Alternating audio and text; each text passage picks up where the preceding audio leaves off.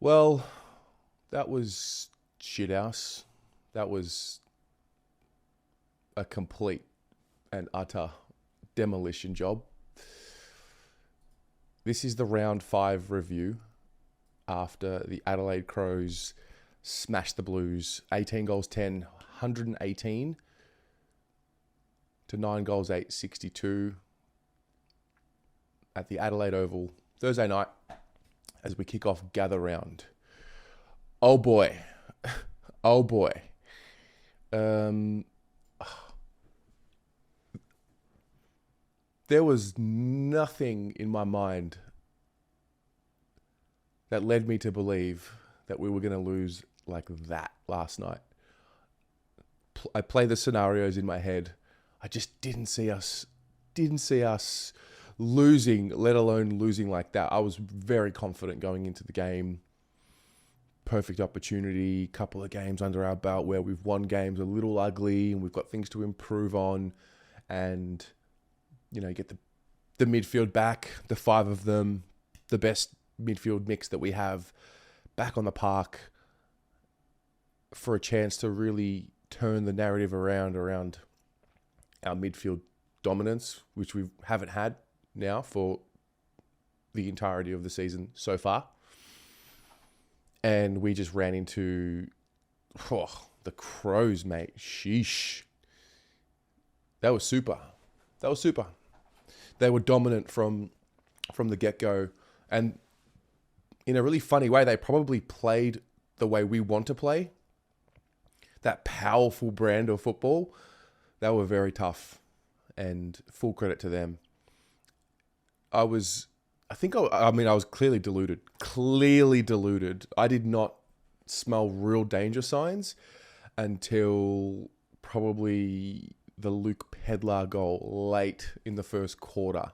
That's how late the alarm bells came to me. I just had this unshakable confidence in the group, which I haven't had in a while. And I started to feel that, okay, I can be confident now knowing that I'm going to watch games and not see that type of performance or not see that type of loss.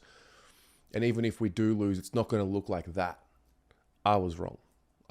You cannot be confident with this club. You can't. Just the moment you get confident and the moment you think that they are going to be reliable, they just put in something like that. Jeez. This first quarter, and it's a really strange game because we lay 75 tackles for the game, which on face value looks fantastic and, something we definitely wanted to improve on and all of these things. But I don't know the stat for how many broken tackles. So on the one hand, great, we tackle a lot. It's because we were second to the ball for the majority of the night. And then there's the other hand where it's like how many broken tackles. And that is usually the same thing I notice when we lose games. Most of the time when we lose games, especially when we lose games by more than 3 or 4 goals, it's that lack of full focus. And it's difficult. I understand, 23-game season, brutal sport. Don't care, professionals. So let's stop with it's not like it's an excuse. I understand the context of the sport, and I understand that it's difficult to be at your absolute best for 4 quarters every week, but we haven't been at our best for 4 quarters all season. So surely there's a game coming where we are at our best. We've been making concessions, let's be honest. So that first quarter, minus 20 contested possessions, minus 51 uncontested possessions. We both had 16 turnovers each. We lost the centre clearances by 8, and the score was 13-51. It was remarkable. It was remarkable. So there was a lift somewhat in the second quarter, and a little bit in the third. But how are you winning games of footy playing like that and coming out like that in the first quarter? So it was a difficult watch. And while she mentioned the word in his post-game presser for Carlton media, which was disconnected, and clearly there was a disconnect. On the fan cams last night, there was conversation around, they don't have that same synergy, which I definitely agreed with. Last year, the theme around them especially in the early part of the year, was how they trusted each other. They worked for each other. We highlighted some things last week around working for each other. I did that for a reason, because those are the types of things that I think should be rewarded and celebrated. And we just didn't have that mix gelling last night, especially in the midfield. There were moments where the handball chains started to come. It was too late. And maybe it's just one of those situations where, all right, you get Walsh back in there, you get Kennedy back in there after a couple of weeks out, Akers back in there after, obviously missing. Maybe it's going to take a little bit more short-term pain just to get them all back on the same page. But make no mistake, we were let down by our leaders last night. I found the Lockie Plowman slander last night absolutely baffling. Absolutely baffling. The guy comes in on late notice and does a generally solid performance until, a few mistakes late in the game, which he wasn't the only one. And I look at the leaders in any situation like that first and foremost. I think the other strange part as well was 3/4 time. The game was dead, but there was still a good, positive, confident body language around what I saw on the TV. Really serious eye contact in the huddle, all the little things that you look for. And generally speaking, we started the fourth quarter pretty well. I thought for a moment there we can still do this, and then poor decision making cost us again. My brother-in-law tells me this word, and he's been saying it for years. We have the worst footy IQ in the league. And he's not wrong. Our decision making is really questionable. Our decision making under pressure, when we're not under pressure, we really do not make the right decisions. I refuse to believe some of the decisions by foot and by hand last night were down to instruction, and I think we just got caught up under the pressure again. There was a moment, I forget which part of the game, it might have been in the second. Jacob Wiedering had an uncontested mark and chose to spoil with one fist. And I remember that moment so clearly, except for exactly when it was. But I remember it happening. I remember thinking that is a sign that we are in deep trouble in the game. When, your reliable leaders fail to keep their composure when the pressure has come. It's just something we haven't fixed yet. We haven't sorted out yet. And, this narrative around, we should be here and we should be there. Well, this is where we are. We are not good enough yet. We're not. There's a reality to all of this situation, and that is we finished 9th last year. We're still striving to get into the 8, let alone contend for top 4, contend for top 6, all of this. So, we're still average until we do the thing and elevate. And it's not going to be done in 5 rounds, not going to be done in 10 or 15. It's going to be at the end of the season. We'll have that final decision or final judgment made. A lot of us will try and make a final decision based off last night and based off the first 5 rounds. And you may be right, you may be wrong, but at the end of the day, let's just get to the end of the season before we really know what this team is this year. But so far now the gloss is off and the humbling has happened. The real humbling has happened. That was a real that was a real gut check of who we are and where we're at. And great. It's good. Humbling is not a bad thing. Being humbled is actually important. It's very important.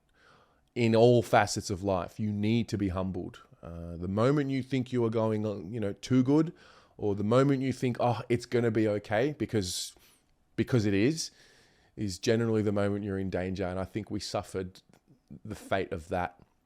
The McGovern late out was not ideal. Obviously missing Doc as well, not ideal. Those are senior players.